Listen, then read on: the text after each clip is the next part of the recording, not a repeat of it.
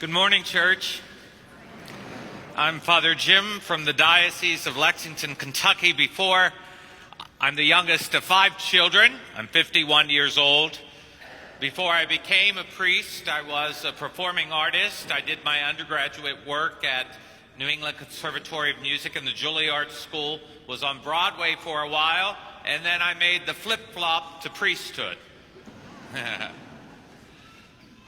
I was pastor and the only priest at one of our larger parishes for the past 12 years. I've had a school, a Hispanic community, and a college that I oversaw. And then 3 years ago, this past November, my life kind of took a drastic turn. I was sitting at my desk, minding my own business, when I felt someone staring at me. Have you ever felt someone staring at you before? Hello? Good morning? Hello? Can't be asleep already, my gosh. Have you ever felt someone staring at you? Yeah. So I looked up, and in my face, white as a ghost, was my secretary, Kelly. And I just kind of looked up, and she said, "Father Jim." And I said, yes? She said, "Pick up the phone."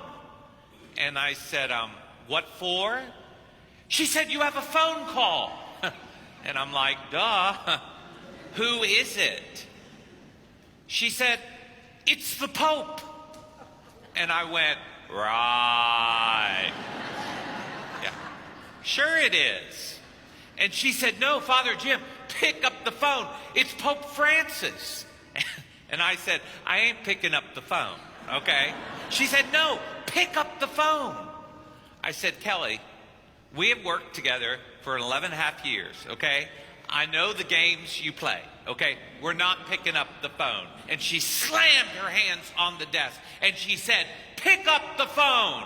So this is exactly what I did. I picked up the phone and I went, "Yo, who's there? Talk to me, baby, talk."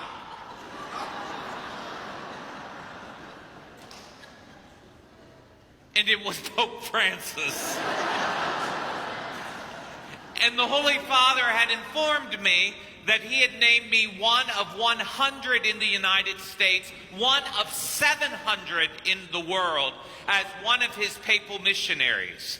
And so he called all of us, the 700 of us priests, to Rome, and we gathered in a church like this. And unbeknownst to 4 of us who were present, 4 would be selected to live with Pope Francis. Pope Francis does not live in that big apostolic palace. You know that window you see him lean out of? Pope Francis has chosen to live in a 300-room dormitory called the Doma Santa Martha, the house of Saint Martha. And so they brought a basket forward, and Monsignor picked the first of the 4 names, and he opened it up and said, "From the United States of America, Father Jim Sitchko." And I jumped up and screamed, "That's me! I won! That's me!" And all the other 699 priests looked like some of you.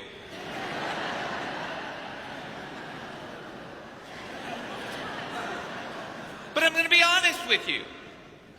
If you follow me on Facebook or social media, on Twitter or Instagram, you know the one thing that I love to do is I love taking selfies. I love it. This is my first ever visit to Orlando and Winter Park. I've never been in this area before. I am got to get a selfie with Mickey. I'm just telling you right now. I am destined. And so I was like, wow, how many people can say they have a selfie with the Pope, you know? And so they took the 4 of us over to the Doma Santa Martha, and the first thing they had us do was sign paperwork. So I'm signing the paper. I don't even know what it says. It's in Latin. I don't even read Latin. I'm just signing the paperwork. I said to them, "What does this say?" And they said that you will take no pictures while you live in this house. I was devastated. I went upstairs, moved into the second floor, came downstairs to the first floor, went to the cafeteria, the refectory, had round tables that sat 4 people, cafeteria buffet in the back. I got my food. I sat down at a table with 2 others, the Cardinal of the Congo in Africa. To the right of me was the Cardinal of Venezuela, myself, and an empty seat. And all of a sudden the door opened, and who came out carrying his own tray of food, looking for a place to sit down, but Pope Francis. And he kept looking, and I was like, oh dear Lord, no, do not. No, look people, look, I'm from Kentucky. We eat with our hands, all right? Finger licking good, KFC, And I'm like, oh dear Lord, do not sit next to me. And he came and he sat right down. And whenever I'm back at the house, he and I have either breakfast, lunch, or dinner together. And I'll never forget that morning. It was a Thursday morning. I was leaving Rome Fiumicino's airport. I was walking down the hall of the house at 4 in the morning with my luggage. And who was walking on the opposite side at 4 in the morning going to the chapel to pray but Pope Francis? We met at the elevator. I kissed his ring, and he looked at me and he said, United States. And I said, yes, Your Holiness, I am from the United States. And he said, eats with your hands. And I said, yes. I said, that's me. And he said, where are you going? And I said, Pope Francis, I'm going to travel the world to preach the good news as your missionary. And he grabbed me. And eye to eye, we met. And in that deep Argentinian voice in English, he said to me, pray for me. And he said again, he said, pray for me. And then my brothers and sisters of Winter Park, Florida, of Orlando, he did something that I never, ever, ever expected and still can't believe to today. He took off that white little beanie that he wears, it's called a zaquetto, and he gave it to me. And he said, you take this wherever you go, and you remind the people of God that God loves them, that God's mercy is theirs, and that God will never, ever, ever abandon them. And then he pushed the down button to the elevator. And I kind of looked around for any Swiss guards, any security. I kind of looked up for any cameras. And I said, Pope Francis. And he said, yes. I said, can I have a selfie? Yeah, there it is. There it is. There we are. That's right. Yeah, and wait. And I just got back from being at the house. Hold on, here's our latest one. There we are. There we are. And so I came back to the United States, and my bishop, who's a brand new bishop, 49 years old, Franciscan, wears nothing but his habit and his sandals.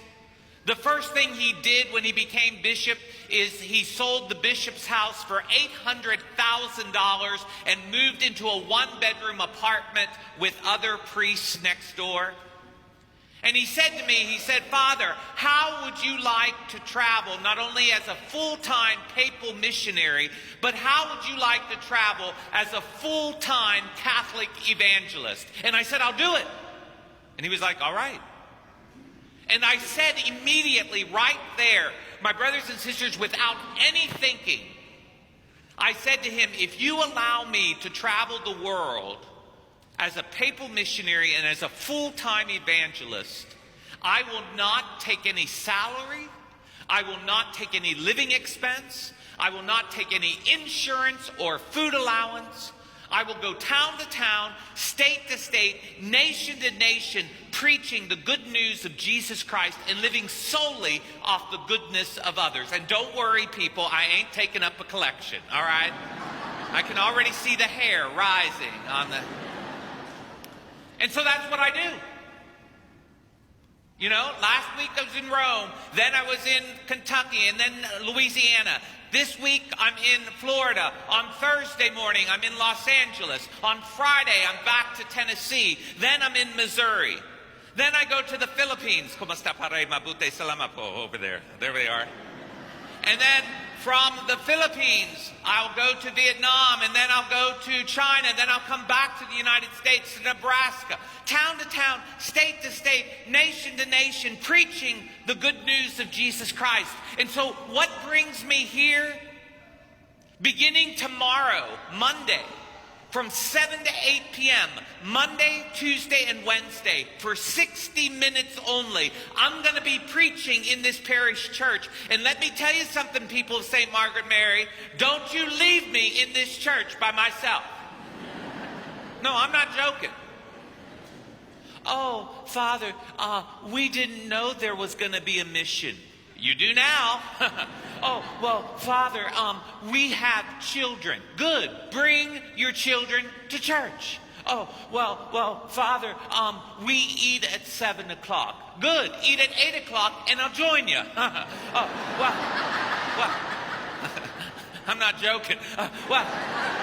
Oh, well, Father, I don't know if you know or not, but it's supposed to get down into the 60s and the 40s. And we don't function like that here in Florida. Good. Get a jacket. Okay.